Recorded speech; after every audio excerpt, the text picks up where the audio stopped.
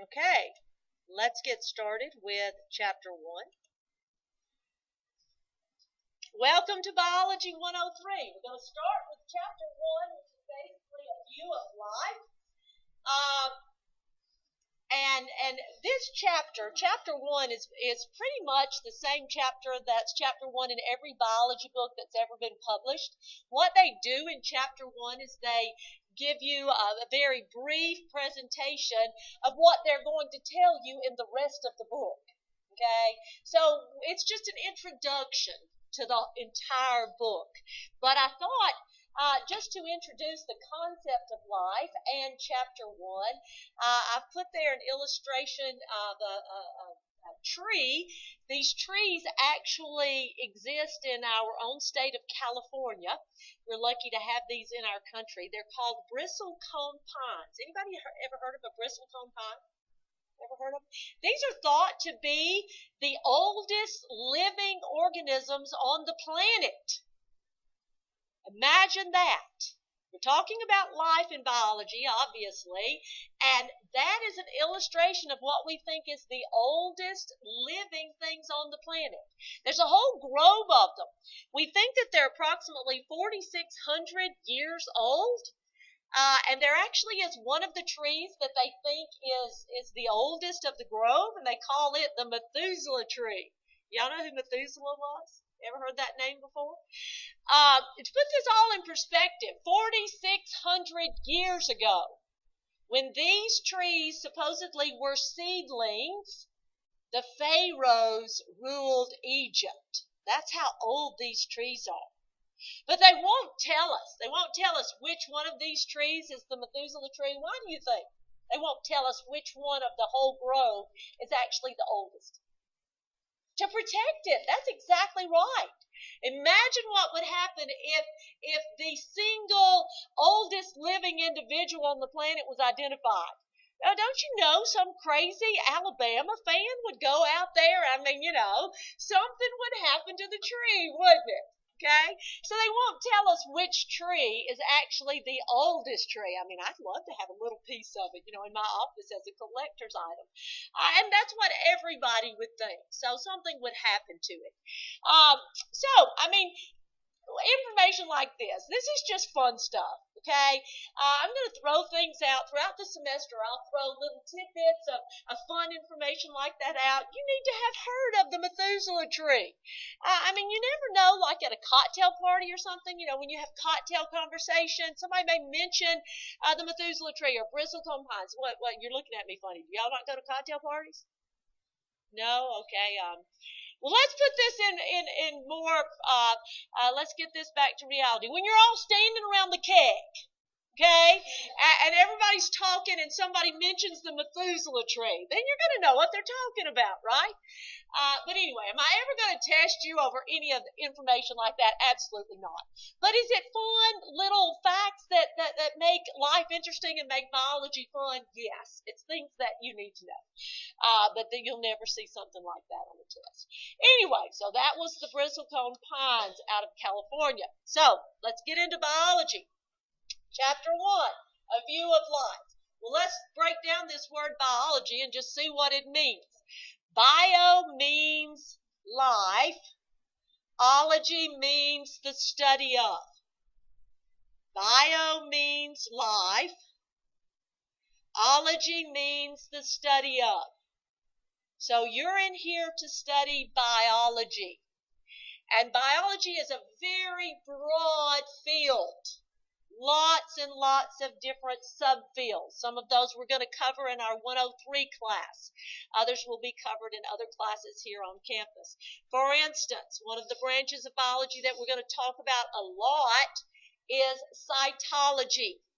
Cyto means cells. So we're going to talk a whole lot about cells in this class. We're also going to talk about biochemistry, the chemical reactions in living things. Our first few chapters deal with cells and the reactions that occur within them. How many of you are going into 104? Raise your hand. Going into 104? 104 will cover botany, which is the study of plants. That's also in the same textbook that you have. You'll also talk a lot about zoology, which is the study of animals.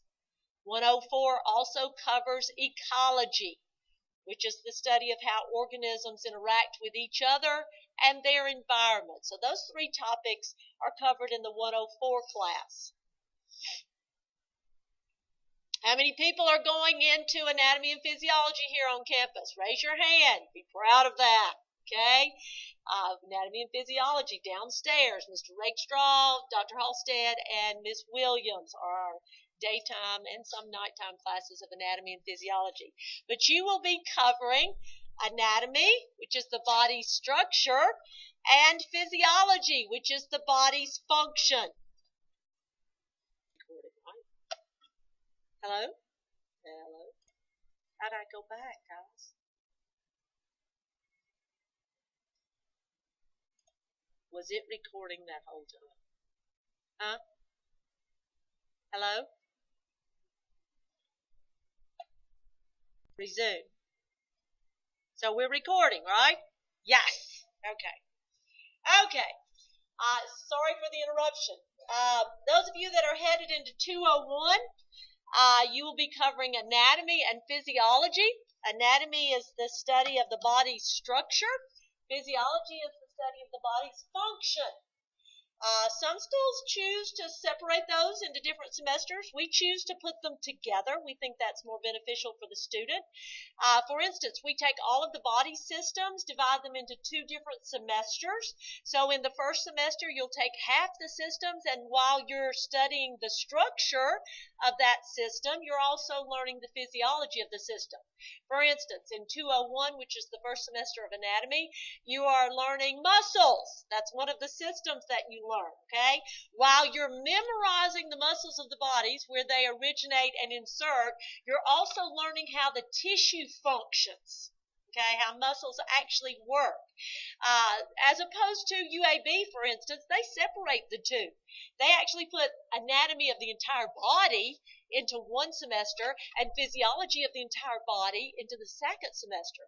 So the whole first semester is just merely memorizing everything and then learning how it functions. We think that it works better to put that together, to learn the anatomy and physiology at the same time. Okay? Any questions so far? Okay. Oh my gosh, look at that word. That's a really big word, life. We said biology was the study of life. So I want you to relax for a minute. Let's just talk, okay? Let's pretend that you're Merriam-Webster, and you've got to write a definition for what life is. And remember, when you're writing a definition, you can't use that word or derivative of that word in the definition. For instance, you can't say the definition of life is living. You can't say that as a definition. So what would you tell me? What exactly is life? Come on, help me out here. Got to write a definition. What is life? Anybody? What does it mean to be alive? We're studying life in biology. You signed up for something you don't know what it is? I love to mess with your minds. What is life? Anybody?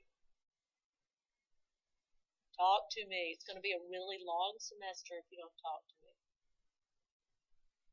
What is life? What does it mean to be alive?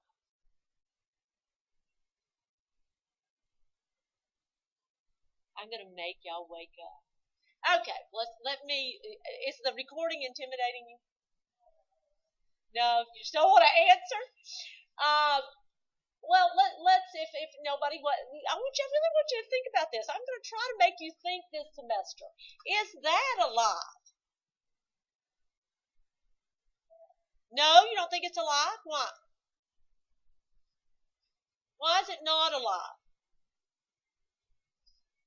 So we'll go the opposite way. Instead of what is life, what is not life?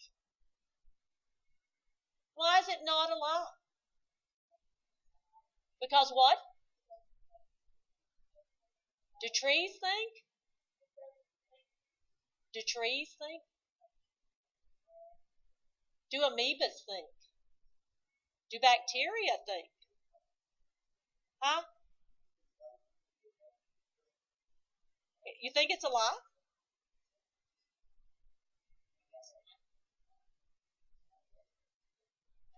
How is it different from living things? If it's not alive, why is it not alive?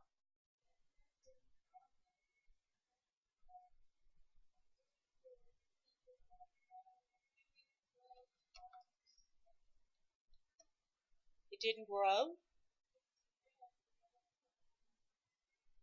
Do amoebas grow? Amoeba is a one-celled organism that's like a blob of snot looking thing. Bacteria, do they grow? They spread?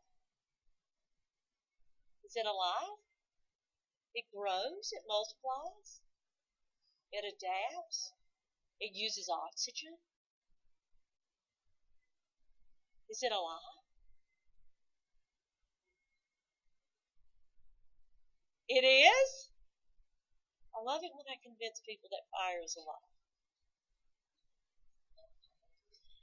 Okay, let's clarify some things. I'm not going to make this exercise go any further.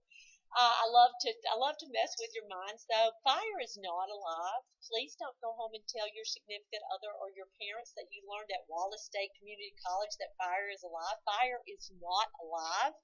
Okay, fire is a chemical reaction. Um, I like to use fire as an example because it really messes with your mind because it has a whole lot of the characteristics of living things. It acts like living things in a way. Um, and to I did not go through this exercise to make you feel inferior or lacking of knowledge or whatever. I don't know what life is. I thought you might could tell me what life is. Is that surprising to you? I don't know what life is, and I dare say there's a scientist on the planet that would venture to tell you they know what life is. Okay?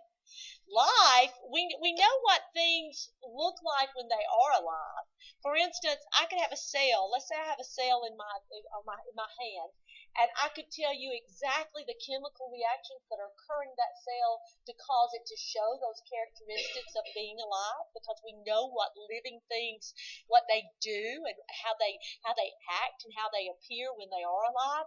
And a nanosecond later, I mean, less than that cell could cease to show those characteristics, and we normally refer to that condition as being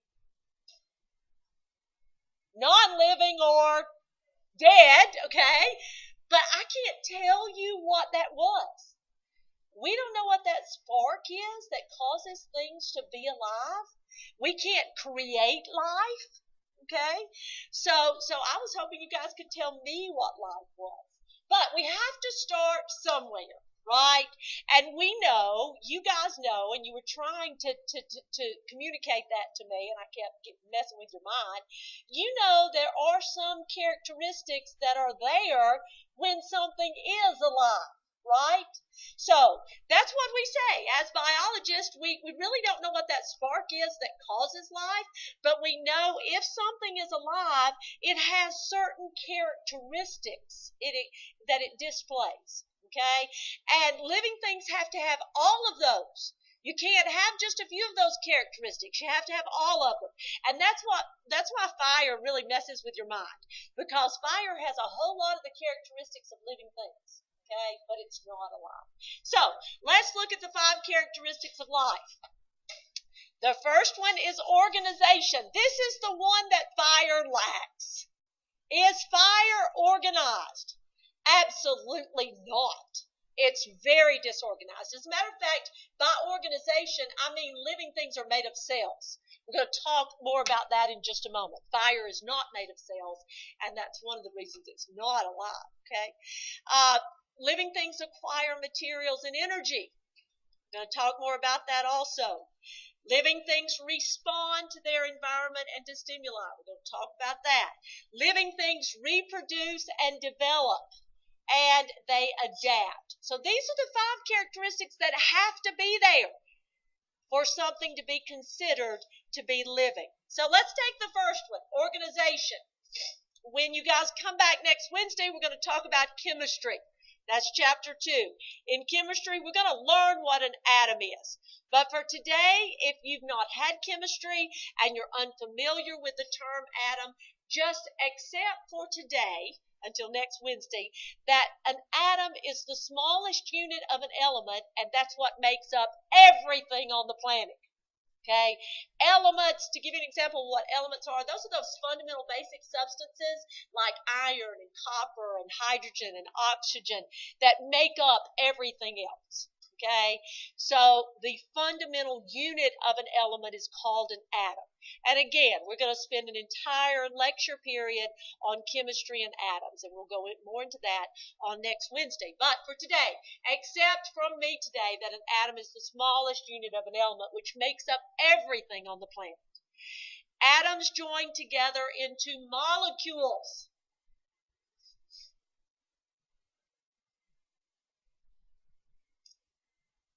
And the next level of organization is the cell level. Cells are the basic unit of life.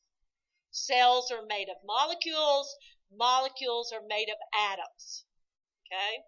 Cells are made of molecules. Molecules are made of atoms.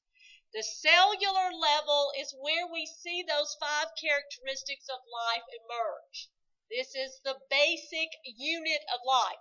Everything below the cellular level, everything that makes up the cell is considered to be non-living. Please note that. So many people miss that on the test. What is the basic unit of life? It's not an atom. What's the basic unit of life? A cell. Okay? So this is where we see life emerge. Cells can come together. Cells can be organized and come together in tissues. Those are different types of cells that join together for a common function. Tissues can join together to form a system. An organ. Organs can join together to form an organ system. And organ systems can join together or work together to form an individual. So this is the organization that we see in living things. Living things are organized. What's the basic unit of life? The cell. Very good. But let's talk about that word organism for just a moment. When I say organism, I really mean a single living individual. And as we talked about the organization of life, I want you to realize that not all organisms are the same, and not all organisms will go through that hierarchy of organization. For instance, if I were to ask you what's the largest single living individual, what would you venture to say? A whale. Good answer. Anybody else? Some people kind of start thinking outside the box and they go, those big trees out in California. They're big, aren't they? Okay. What would you say if I told you that we think that the single largest individual organism on the planet is a fungus? Okay. You got to start kind of thinking outside the box. You said whale, and I love that answer. Okay. Thank you for saying that. Because we see the world through a frame of reference. Okay, you're a vertebrate, so when I say single largest individual, you're thinking, what's the single largest vertebrate? Because you're looking at the world through your frame of reference. We all have a way that we see the world. But as a biologist now, we've got to see things totally different. Because you guys are going to learn, especially you guys that are going into 104, you're going to learn that most living things on this planet are not like us at all. As a matter of fact, vertebrates probably are one of the minorities. The most abundant living thing on the planet are arthropods. Okay? And they're not like us at all. So we've got to start thinking in terms of life and not life like us. Okay, just a little bit of cocktail conversation. This fungus that we think is the largest fungus is actually in Oregon. Uh, Let me go ahead and say this. We're going to learn this in the fungus chapter. But when I say fungus, you think mushroom, right? I mean, that's what you thought when I said fungus. The mushroom is not the organism. We're going to learn that in chapter 22. The mushroom is merely a reproductive structure of the organism that lives underground. The structure, the body of the organism is called a mycelium, and it lives underground, and it's there all the time. And when conditions are right, it tries to reproduce. And the mushroom is a reproductive structure that will come and go. But the organism is always in the ground. That's why fungus is so hard to get rid of. People go out there and they think, I'm going to get rid of all these mushrooms. So they pick all the mushrooms out of their yard or kick them or whatever, and they're not hurting the organism at all because the organism actually lives underground. Have you ever seen a ring of mushrooms growing? We used to call them fairy rings. You'll see them in pastures every once in a while. Anybody ever see rings of mushrooms? That literally is one organism underground trying to reproduce. All of those mushrooms are coming from one individual organism.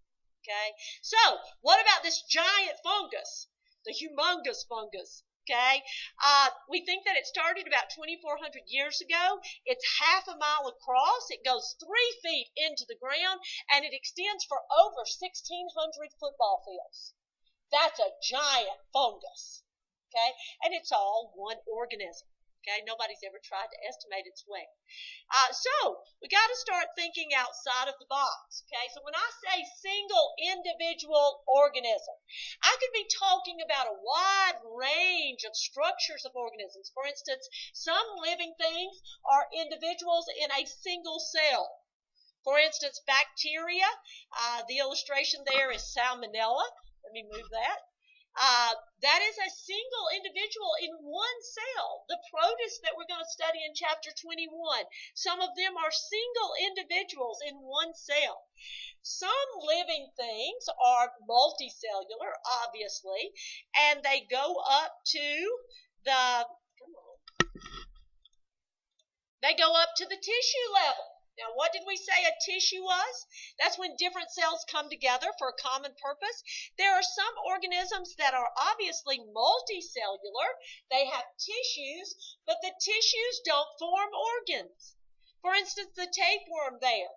Obviously multicellular, more than one cell, but it doesn't have organs. Okay, so it stops at the tissue level. That's as far as it goes in that level of organization of living things. Some things, obviously, you guys know, go to the organ system level, right?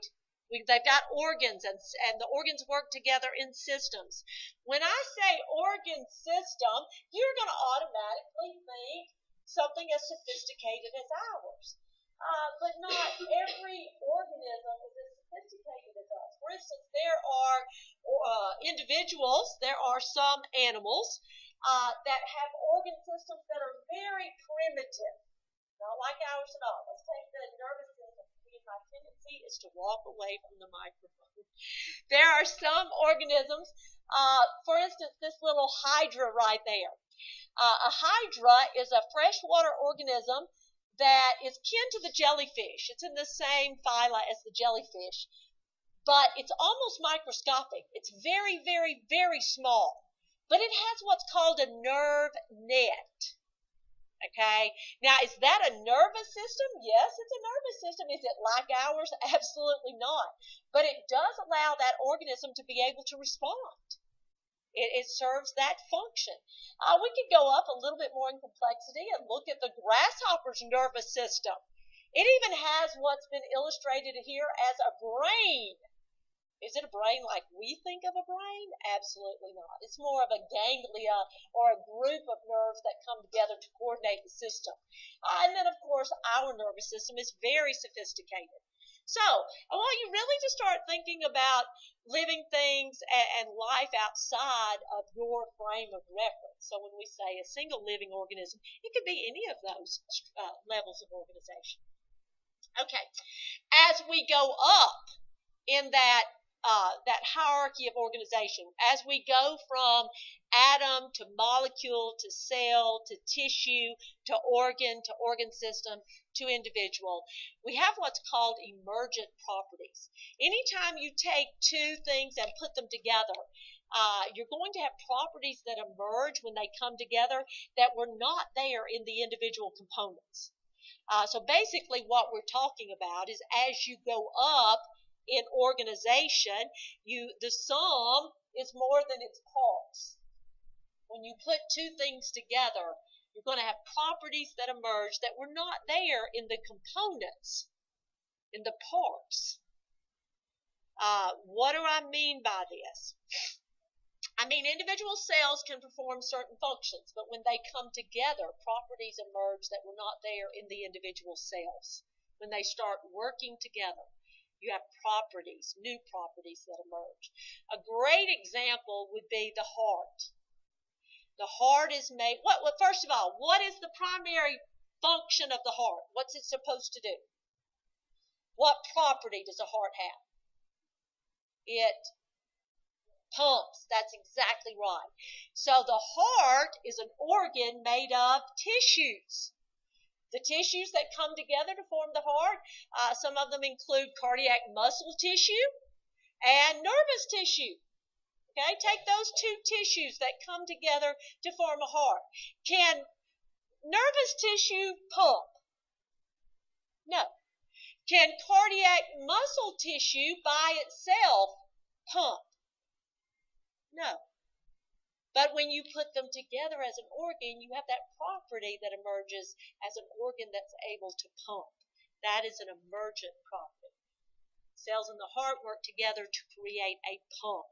A single cardiac muscle cell could not pump on its own. Okay? Second, any questions so far? Second characteristic of life is acquisition of materials and energy. Acquisition of materials and energy. Normally we call that food. Okay, I think after class I'll go over to McDonald's and acquire me some materials and energy. Normally for us we call that food. But let's look at that for other living things, because we just said most things are not like us. Okay, so what does that mean, acquiring materials and food, materials and energy, food? Food, materials and energy provide us with two things, nutrients and energy. We have to have nutrients and energy to live. That's why we eat. Normally when I say, why do you eat? Why do you need food? You say, because your stomach's growling. Well, that's probably true too. But you have to obtain materials and energy because you need nutrients and you need energy to survive. So what is a nutrient? You've heard this word before. What is a nutrient? Your mom has told you your whole life you need to eat it because it's nutritious. It's good for you. What does that mean? What is a nutrient? I find that most students have no idea what a nutrient is.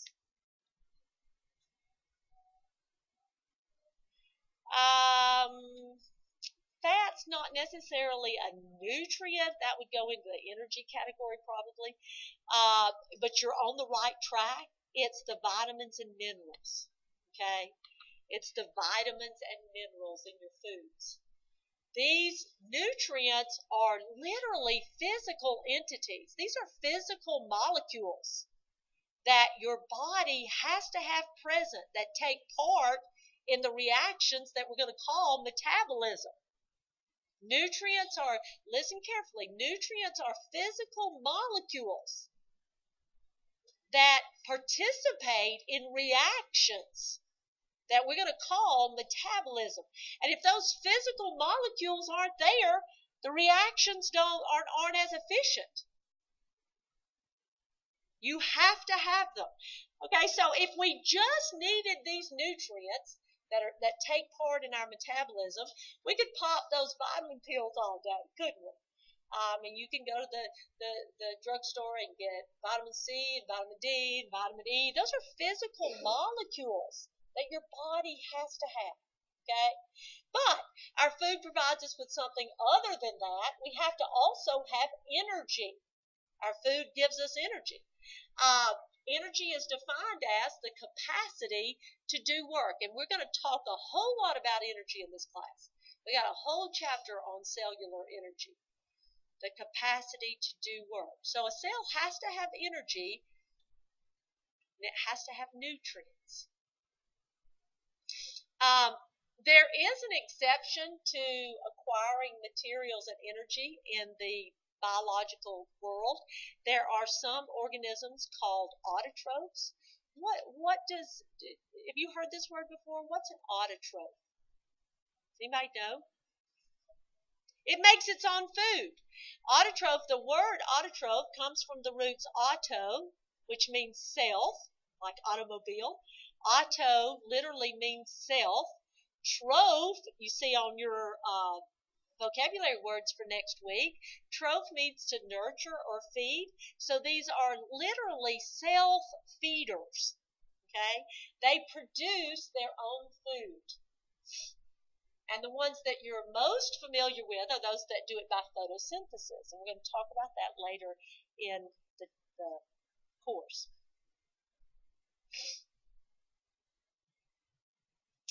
So let's go back to this nutrient and energy idea of food. And let's take a closer look at energy. If your body only needed energy, you could drink Red Bull all day, right? But again, you have to have nutrients and energy, so the easiest way to get both of those is a food source. Energy, we said, was the capacity to do work. What kind of work is your cells doing that they have to have energy? We're going to call it metabolism. The work that your cells are doing is called metabolism, and there are tons of reactions occurring in every cell in your body at any one moment. Metabolism is the sum of all those chemical reactions. As a matter of fact, your cells are constantly struggling to maintain homeostasis, which is the maintenance of your internal conditions within certain limits. Homeostasis is the maintenance of internal conditions within limits. What do I mean by that?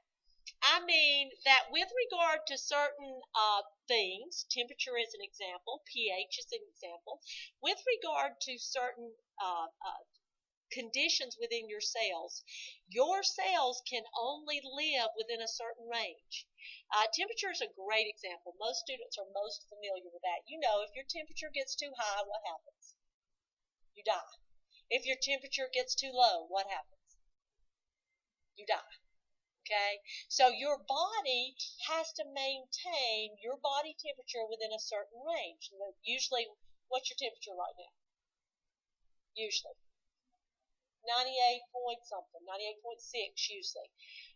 But this room is probably about 70 degrees. 71, 72, something like that. So your cells, your body has to work really hard to keep your temperature at 98.6. It takes a lot of energy to do that.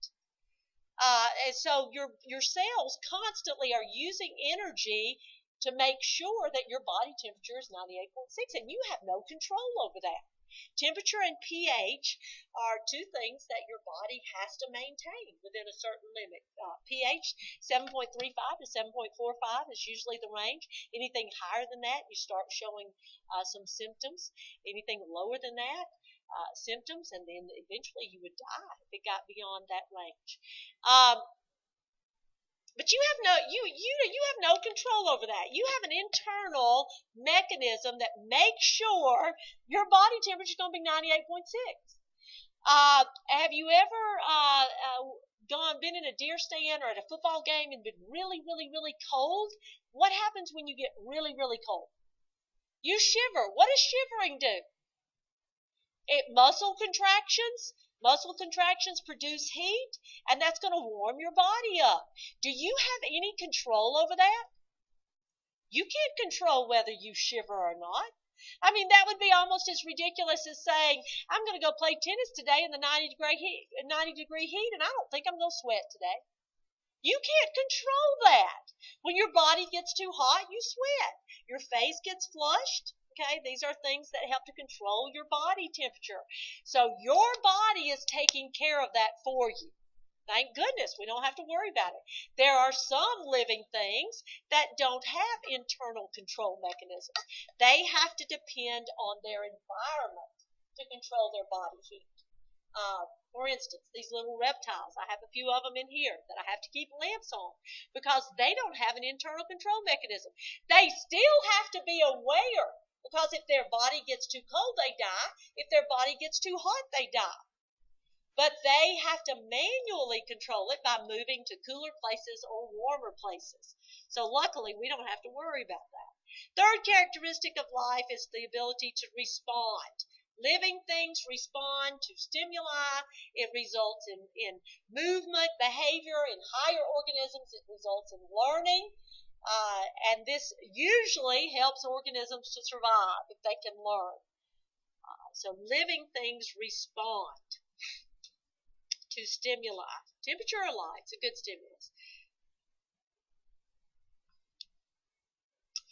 The little one-celled organism that you see there on the screen is called a euglena. It has a flagella. You see there, that's what's causing it to move. These are little one-celled organisms that are classified in the protist kingdom. They are really, really unique in that they can photosynthesize. They have the ability to sense where light is, so they can move to the light, but they also can ingest food like animals. So they are both autotrophic, which is the ability to make your own food, and heterotrophic, which is having to depend on others for food. You guys are heterotrophic. Write that down. That's a word that you need to know. Heterotrophic. Heterotrophic. You are heterotrophic. Hetero means other, right? So you depend on others for food. Response could be as simple as you see the plant there. Have you ever had a plant that started growing toward the window? It's responding to light. Response could be a plant growing toward the sunlight. Or even in higher animals here, you see someone's grabbing a hot skillet, responding to something that could be dangerous, and hopefully resulting in learning for that individual, which would help them survive. Fourth characteristic of life is reproduction and development. Reproduction and development is really simple. It's basically just making another organism like yourself. That is reproducing. Making another organism like yourself. Reproduction and development. As we go through the course, we'll talk about reproduction several different times in the course. Keep in mind, we do have organisms at different levels. So if you want to talk about a single-celled organism reproducing, that's merely splitting in half and making a copy of yourself. So literally, when we're talking about bacteria or those single-celled protists, when they have cell division, where they divide to make an identical copy of themselves, that is how they reproduce. As a matter of fact, in bacteria, when a bacterial cell divides to produce two bacterial cells, we call it binary fission. You see that word on the screen there. Binary means two. Fission means to split. So when you have binary fission, you're simply just splitting in two.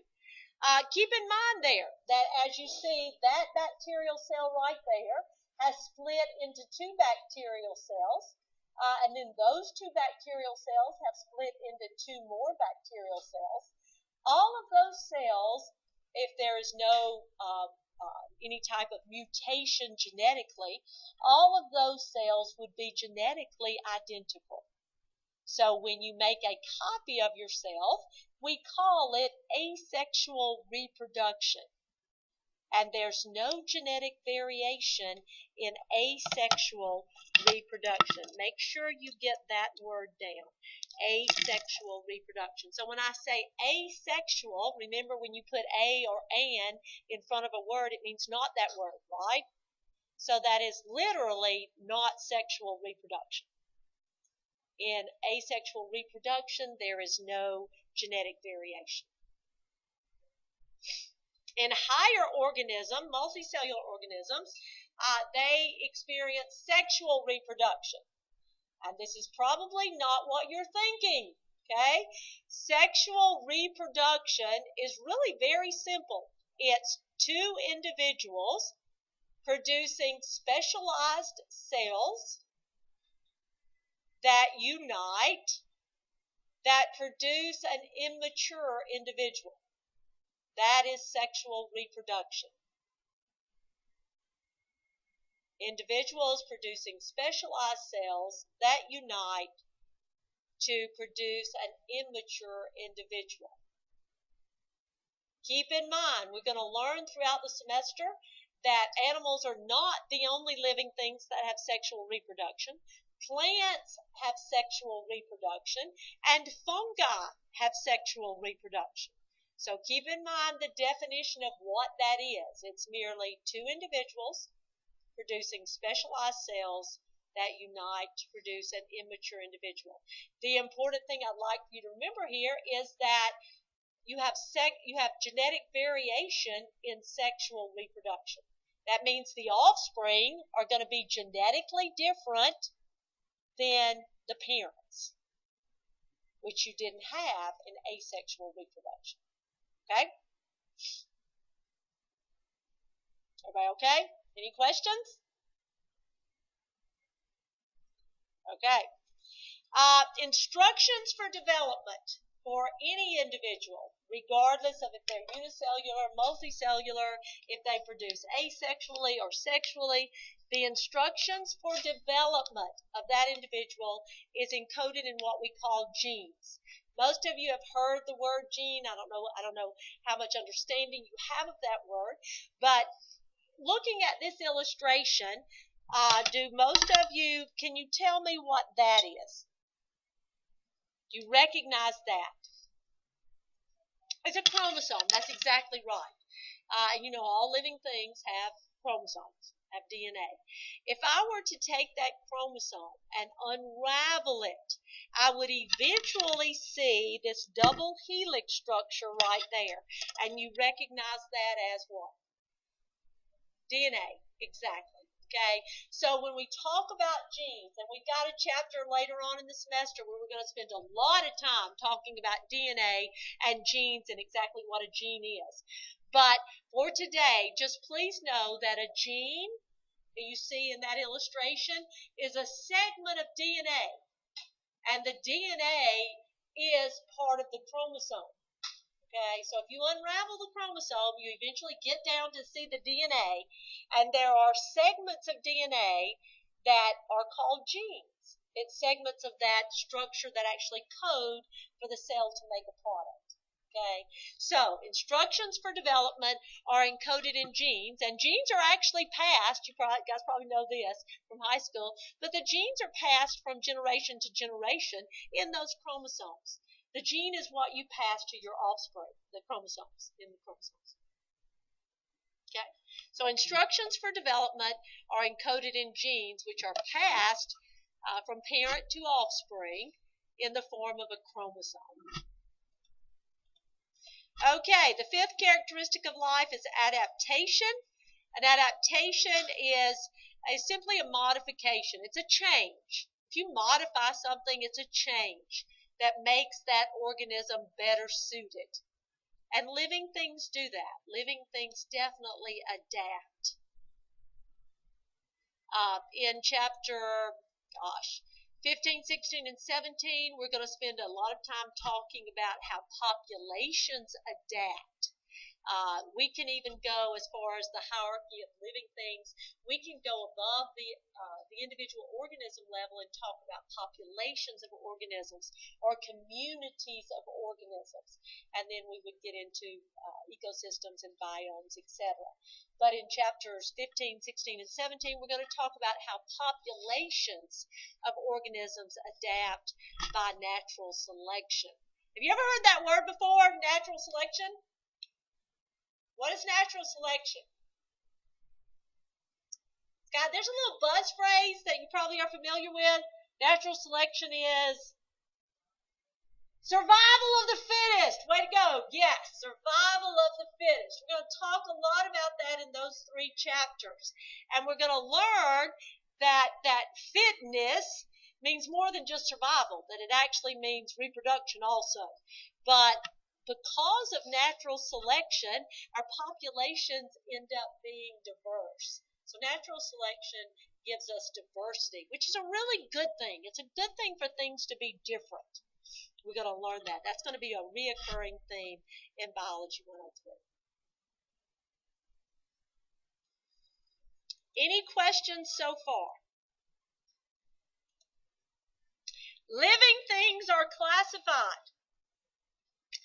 As biologists, there are some in our field that feel a need to identify and classify all living things.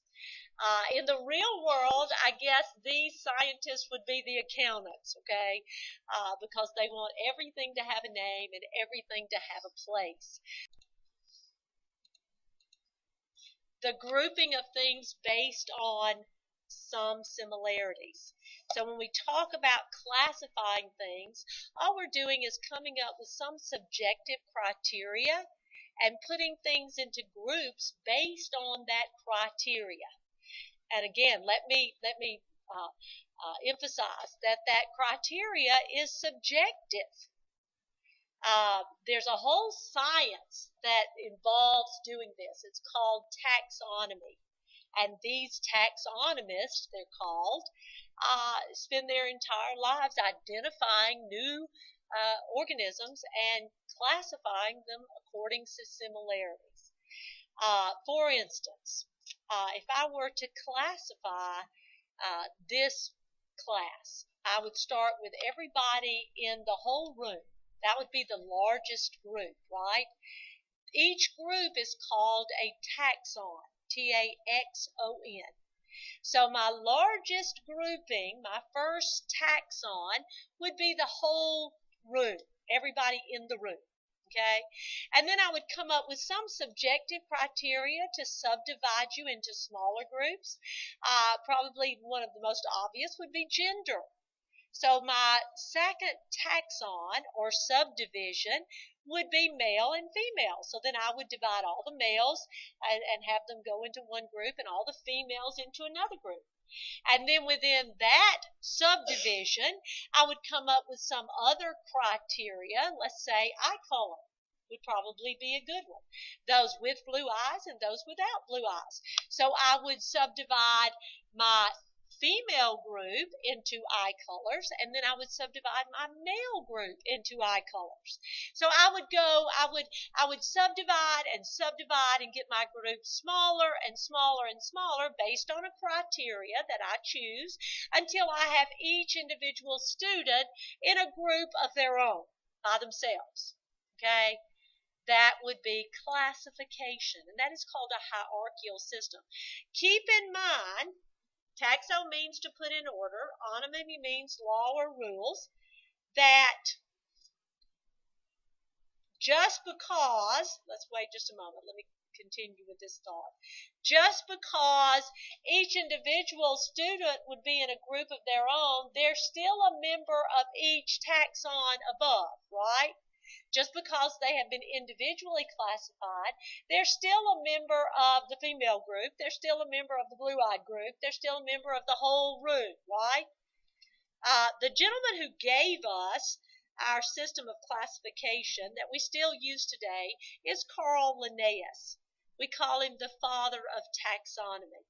And he gave us this hierarchical system of classification where we start with a large group, which would include the most individuals, and we subdivide that group into smaller groups, okay? Well, when we talk about classifying living things, our large group is called a domain. That's the most inclusive. And when I say inclusive, I mean it includes everything. Includes the most organisms. I take my domains and divide them into kingdoms. I would divide the kingdoms into phylums. I would divide each phylum into classes, each class into orders, each order into families, each family into genus, and each genus into a species. And that would be my most exclusive. And when I say exclusive, I mean it excludes every other living organism except that species. So as you go down, the groups would get smaller and smaller and smaller until you get to the individual species. Keeping in mind that the species is still a member of the genus, and the genus is still a member of the family, etc. Guys, you have to know that. You have to memorize domain, kingdom, phylum, class, order, family, genus, and species. Everybody say that. Domain, kingdom, phylum, class, family, genus, and species. There's all kinds of little sayings that you can try to memorize to help you remember that. If you Google taxonomy, quick ways to learn or whatever, one of the most common is when I was in high school, we didn't have domains at that time, so my teacher taught me to remember King Philip came over for green spinach. So king is supposed to remind me of kingdom. Philip is supposed to remind me of phylum. Came is supposed to remind me of class. Came over for green spinach. Now we have domains, and we'll talk later about why that came to be. But you would have to make it into a question. You would have to use, did King Philip come over for green spinach? Okay, or something like that. I had a student one time, I love this. I had a male student one time that said, Miss Breen, I just can't remember that. I just cannot remember that King Philip came over for green spinach. That just does not make sense to me. And I said, son, just make something up. Just remember domain, kingdom, phylum, class, order, family, genus, species. Make something up that will make sense to you, that'll help you remember that. And he said, well, I've been thinking about it. He said, and if I change some of the words and stuff, he said, I could remember King Philip would come over for great sex. I said, go for it, man. If that helps you remember domain, kingdom, phylum, class, order, family, genus, species, then that's fine with me. I don't care. He said that was okay. Little bit of background about living things and how they're classified. Today we have 3 domains. Keep in mind, every living thing is put into one of those domains. It's either in the domain archaea, which is the red one that you see there. What does the word archaea sound like? There is a word, archaic. What does archaic mean? Oh, that's exactly right. And these are called the ancient bacteria. These are all bacteria. They're all unicellular. And these are a very special kind of bacteria that are found in really, really harsh environments on our planet. These are not your normal bacteria that you're going to find on the desk, under your fingernails, in your mouth, etc. These bacteria are found on our planet in places where other living things can't exist. They're found in the heat vents in the ocean, where the temperatures get so hot that other things can't survive. They're found in really, really salty environments. They're called ancient bacteria because we really think that these bacteria were the first living things on the planet because they are found where other things can't survive. They're called archaea, ancient bacteria. Now, keep in mind, let's back up. I just want to give you a little background. I don't want to assume that you're bringing some knowledge in here that you don't have. Bacteria are cells. Let me give you a definition of what a bacteria is. Bacteria are cells that don't have a nucleus.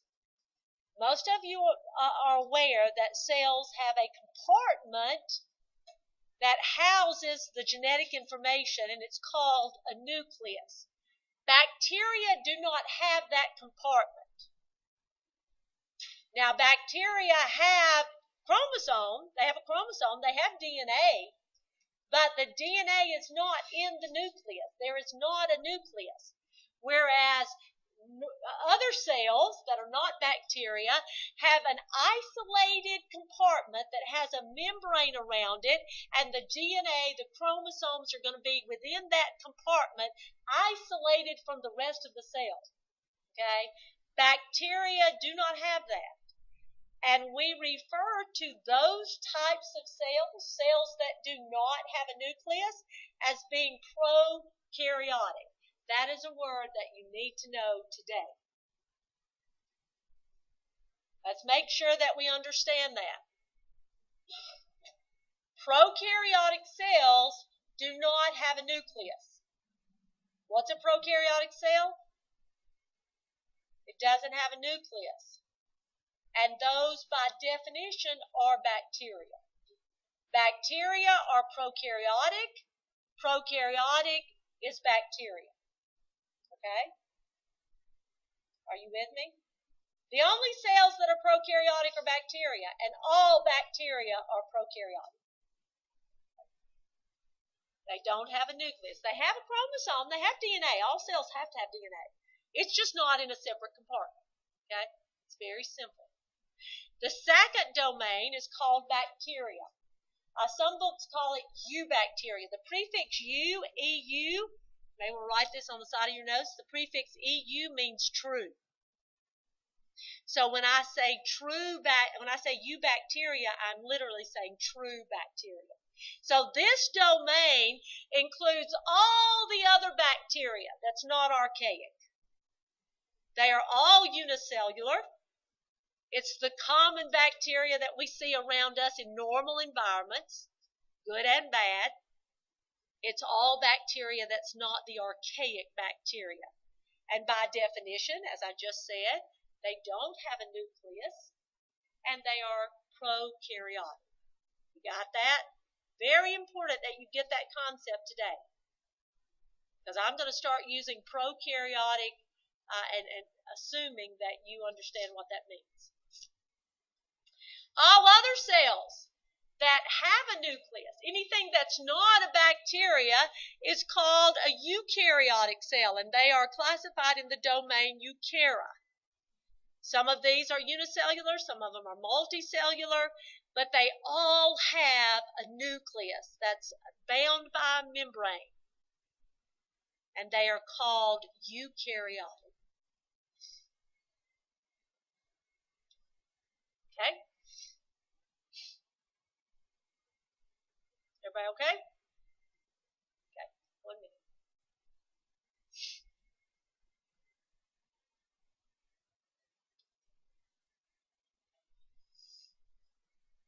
Okay, let's make sure we've got this in your notes. This concept is so important because we're going to start talking about eukaryotic and prokaryotic cells, and from now on, you've got to even to be able to understand what's going on, you got to understand what those two words mean. So let's make sure that we have a really good understanding of prokaryotic versus eukaryotic. I have an illustration here of two cells. One is giant, one is small. You see that the giant cell there says eukaryotic underneath it. The very small one says prokaryotic. This is just a very simple illustration of those two types of cells, and you see right off the bat some very obvious differences between the two types of cells. Prokaryotic cells are very small. Eukaryotic cells are large compared to prokaryotic cells. Prokaryotic cells, notice that there's not a whole lot of stuff inside the cell. They're very simple. Eukaryotic cells have lots and lots of different structures. We're going to learn about those in a couple of weeks. They're very complicated, but you see one of the giant structures in the center of that cell is the nucleus. Right here, that is the nucleus of that cell. That is a eukaryotic cell. It has a nucleus that has chromosomes inside it. Okay, so two types of cells. With a nucleus is eukaryotic. Without a nucleus is prokaryotic. And just to make sure everybody's on the same page, what exactly is a nucleus? It's a membrane-bound compartment. It's a structure that has a membrane around it, and the genetic information is inside that structure. That's what the nucleus is. So, where the roots of these words, maybe to help you remember it a little better, the word karyos, where karyotic comes from, the word karyos is a Greek word that means kernel. And the kernel is the nucleus of the cell. It's referring to the nucleus. So karyos means kernels. It refers to the nucleus. Pro means before. U means true. So the words are literally telling you what the cells are. Pro means before, so prokaryotic literally means before the nucleus, and we think bacteria were on the planet first, and that cells with a nucleus evolved after that. So the first cells were prokaryotic, and then those cells which were eukaryotic arrived later. Okay, everybody okay with that? You know, prokaryotic, eukaryotic. Guess what 2 words are on the quiz next week? Prokaryotic and eukaryotic, obviously. Okay, you at least make a 20. Okay. Levels of classification. Let's look at this. We said that there are domains. We've got 3 domains sitting there: archaea, bacteria, and eukarya. Keep in mind this is a hierarchical system of classification.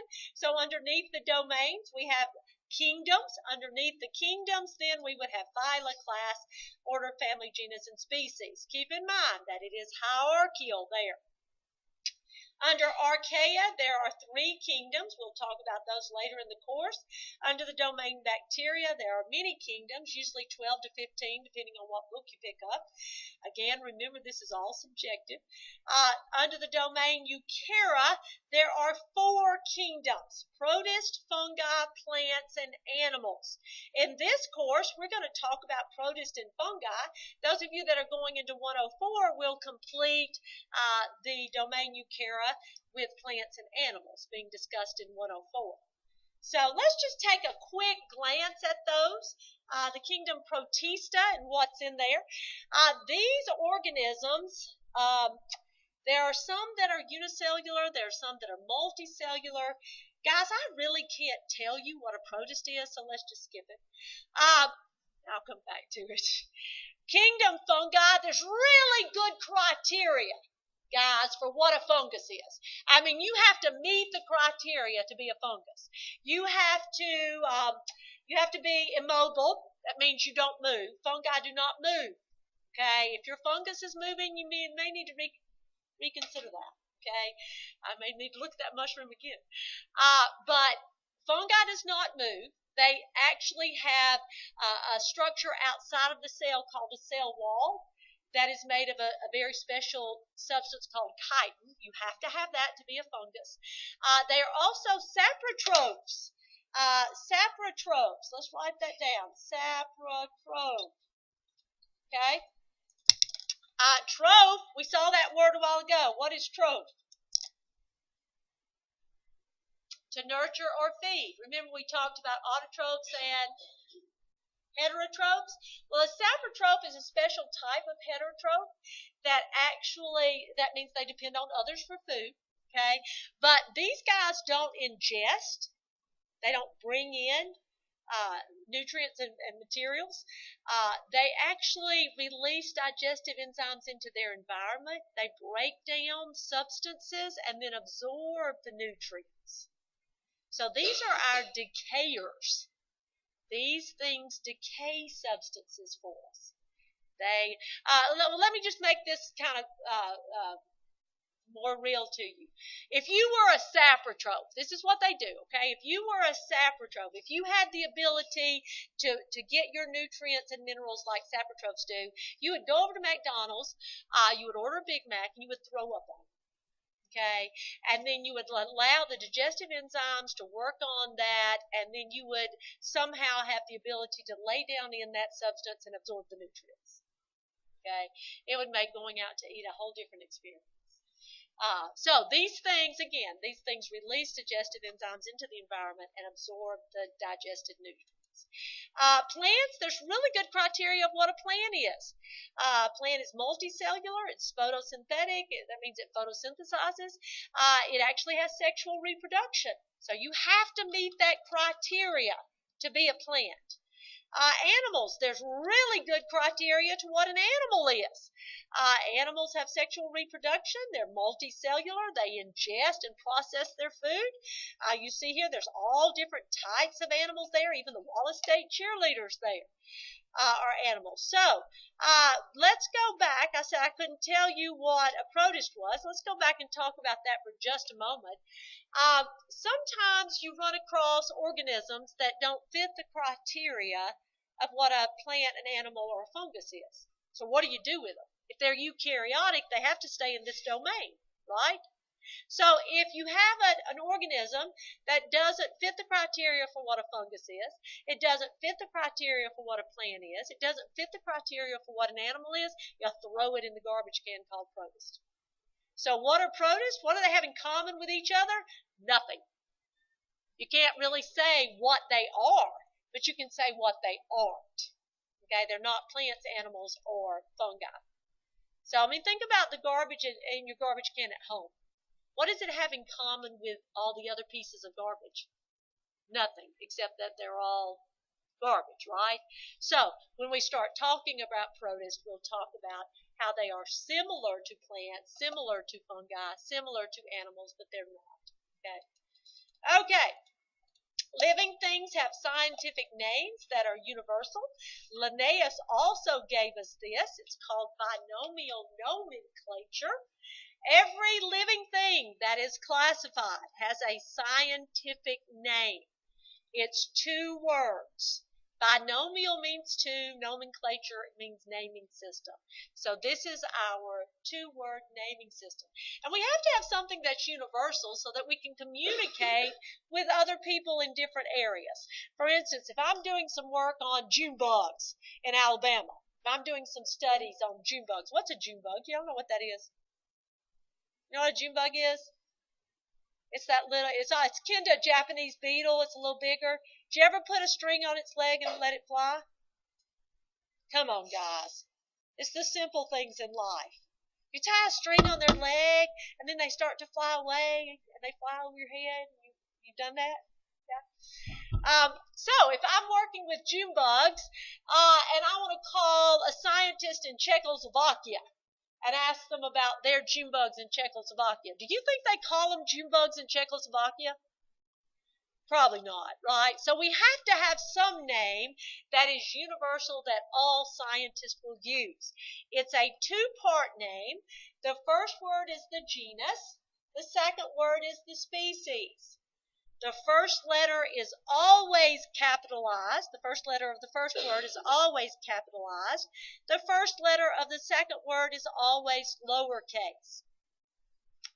Both are underlined or italicized. Not both, either. Okay, both words are either underlined or italicized. And they are Latinized, usually. That means we use Latin because it's a dead language. Latin's not used anymore, so we know that it's not going to change. Kind of got away from that in more recent times.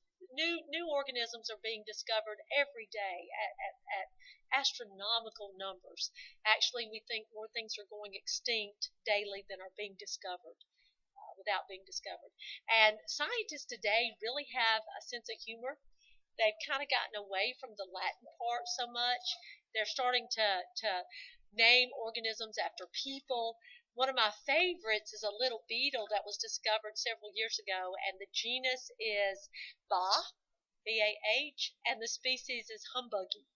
So the scientific name of the little beetle is Bah Humbuggy. I thought that was cute. That is your scientific name. You are a Homo sapien. You capitalize the H, lowercase s, and both words have to either be italicized or underlined right there. So this is how you are classified right there. I'm not going to make you remember that. Okay, nature of science is to understand the natural world. Finishing up today, the nature of science is to understand the natural world as opposed to what? The unnatural world, right?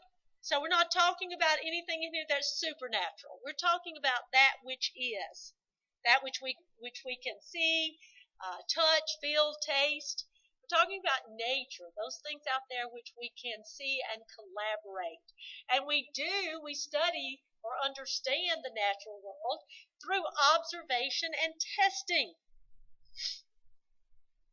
Through observation and testing.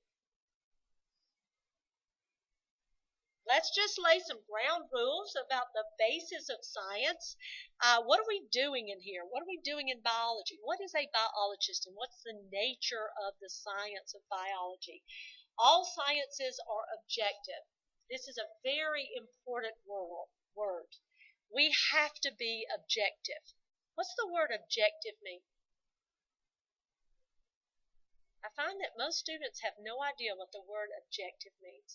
The word objective means that I have no opinion, as opposed to subjective, which means the subject has input. So when I go to study, let's say I have an infestation of gray rat snakes on this campus, which we actually do, and I'm studying why that is so. I have to approach the problem with no preconceived opinion. I mean, I can guess. I have guesses because I have to start with a guess, but I don't know what's going on. I have to be totally objective and open to any possibility. Okay? Just because I think something is true doesn't make it true. I have a sign in my office somebody gave me one time that says it is what it is. And in biology, you have to go with that. It is what it is, and it's my job as a biologist to figure out what that is. Okay? Not to take my preconceived notions of what I think it is and force that to be true. I can't force anything to be true. It is what it is. Okay? We're here to study the material universe. By material, I mean we're talking about nature. That which can be seen, felt, heard, touched, tasted. It's not something that's abstract. It should be able to be observed and collaborated. If I see something occurring, collaboration is actually working with someone else and they're seeing and understanding the same thing. If I see something occurring, you should be able to look at it and see the same thing. Just because I'm seeing it through my eyes doesn't make it any different. We should be able to collaborate and see what's occurring, and it should be the same for both of us. We're not dealing with anything that's mythical, philosophical, theological. I'm not saying there's not a necessary forum for those things. We actually have courses on this campus that deal with the mythical, philosophical, and theological. What would they be called? Philosophy?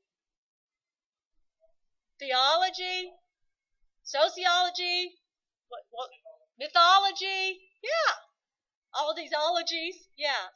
We call all of those social sciences, and they're necessary studies. I mean, they're very important. Don't go out of here and say Miss Breen's an atheist. Miss Breen is not an atheist.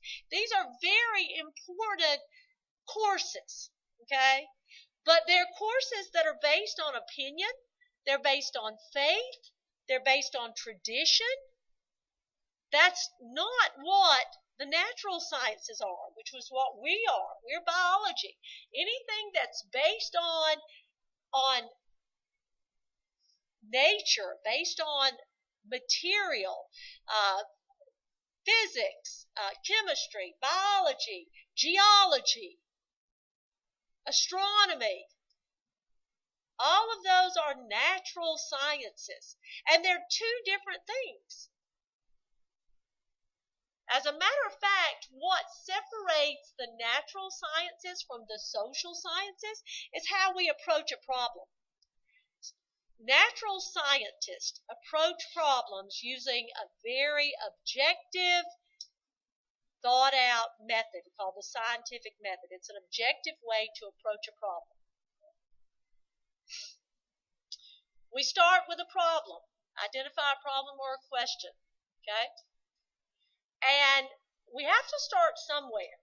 So we have to take a guess at trying to figure out what the answer to the problem is. And the guess that we make, and just because we guess it doesn't make it true, but we have to start somewhere. Okay? The guess that we make as far as solving the problem is called a hypothesis. So I think I know what's going on. I think I know why we have an infestation of gray rat snakes. Now that doesn't make it true. So to figure out if what I think is right is actually right, I have to do all kinds of experiments and observations. I have to test and study and experiment and observe. And hopefully, as a result of lots of experiments and observations, I gather some information that we're going to call data. And that data allows me to draw a conclusion about whether or not my guess was right. If my hypothesis is supported, then my first guess was right. But if my hypothesis was not supported, if I can't conclude that my hypothesis was right, I have to literally go back and reformulate a new guess. I have to make another hypothesis. And then I have to go through all the tests to see if it was confirmed. And scientists do this over and over and over. And to be honest with you, scientists don't sit down and think, oh, I got to come up with a hypothesis. This becomes a way of approaching life. It becomes a way of approaching a problem. You don't even think about what you've done. It's a way of thinking and being objective about a problem. You couldn't do this in sociology or philosophy. If you've got a question in philosophy or a problem in philosophy, somebody comes up with an opinion, a guess at what's going on. Can you test a philosophy? No, you can't test a religion. It has to do with faith and opinion and tradition. Okay. In any experiment, there's two variables.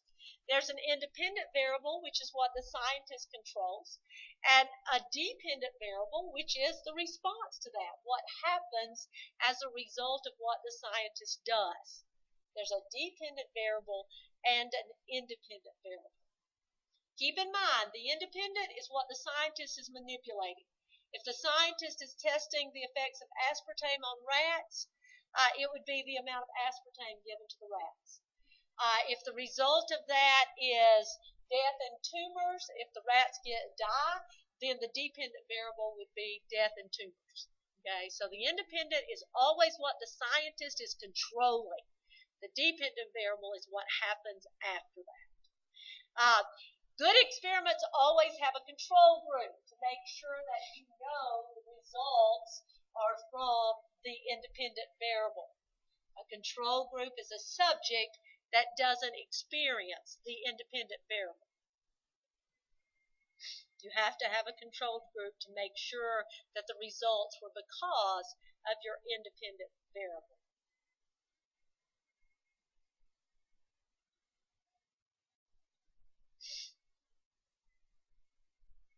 If I have an experiment where I'm testing the effects of aspartame on rats, and let's say I have 10 rats that I give aspartame to. The first rat gets 1 microgram, the second gets 2, the third gets 3, etc., up to 10.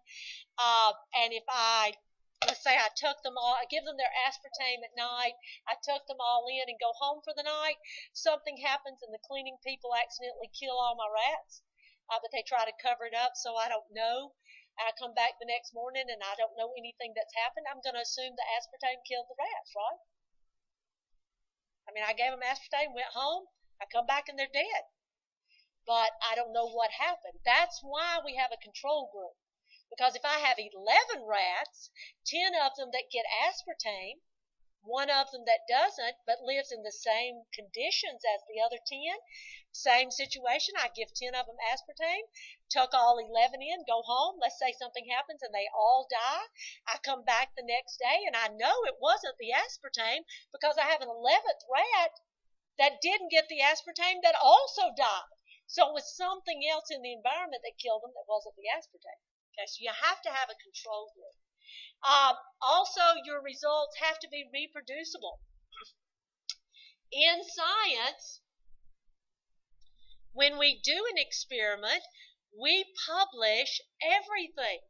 We want everything that we did to be known because we want some other researcher to pick up that information and say, let's say Stacy sees my write-up in Nature magazine about my aspartame experiment, and she calls me, and let's say she lives in Great Britain or somewhere, and she says, hey mate, that's actually Australian woman, she says, hey chap, she says, I'd like to do your experiment. And I'm like, okay, great. I don't know her lab, she's independent from me, but I'm going to tell her everything I did, down to the food that I fed my rats and what kind of litter I put in their cages. I want her to do my experiment exactly like I did it. Because if she does my experiment being independent from me and gets the exact same results I did, that means I have integrity. People will believe me. Okay? And scientists do that all the time. As a matter of fact, several years ago in Great Britain, there was a scientist that claimed to have cloned the first human. Does anybody remember that? Every once in a while, I'll get somebody that says, "Yeah, I remember that." There was a guy in Great Britain that said he had cloned a human, and nobody even remembers his name. Why? Right here. He would not tell anybody anything about what he did or how he did it. Does anybody believe that he did that? Absolutely. Okay. Okay, last slide. In science, once an experiment has been done over and over and over and over, and it's accepted as truth, the results are confirmed. Yes, this is true. Everybody believes it. It's called a theory. And I know that seems kind of backwards because in real life conversation, if I tell you something is a theory, that means it's kind of not certain, right? It's a theory. But in science, it's just the opposite. So when you see the word scientific theory, I want you to kind of think that this is the law, this is belief, this is truth. Okay? There are certain theories in science that most scientists believe. And the first one that we talk about is called the cell theory. These are concepts that are supported by a broad range of observations, experiment, and data. That means everybody pretty much accepts that they are true. The cell theory says that all organisms are made of cells. Do you doubt that? No, everybody believes that now. Back in the 1800s, that wasn't a given. Two scientists we're going to study later, Schleiden and Spahn, found out that animals were made of cells and plants were made of cells. Before that, people didn't know it. So the cell theory, all organisms are made of cells. Homeostasis, the internal environment of living things stays within a range. And evolution, living organisms share a common ancestor and adapt. So those are three theories that we will approach in 103 this semester.